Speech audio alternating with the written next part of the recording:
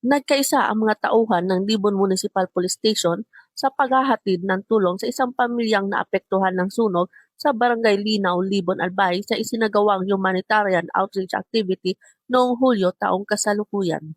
Sa pangunguna ni Police Major Christian Ibrowal, Acting Chief of Police ng Libon NPS, nagkaloob ang mga pulis ng food packs, mga damit at tulong pinansyal upang makatulong sa agarang pangangailangan ng pamilyang nawalan ng tahanan at mga ari-arian dahil sa insidente ng sunog.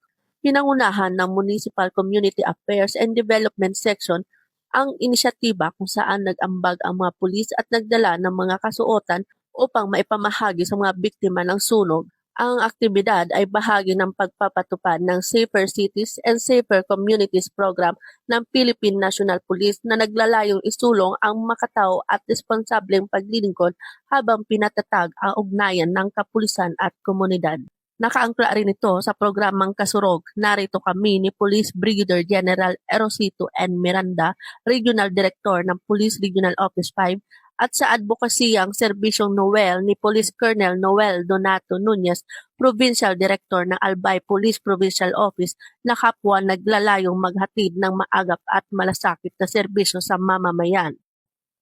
Mula dito sa Police Regional Office 5, ako ang inyong PNN Correspondent, Police Corporal Doxy Charis Casasot, nagbabalita para sa Police News Network, alagad ng batas taga-taguyod ng Balitang Pulis.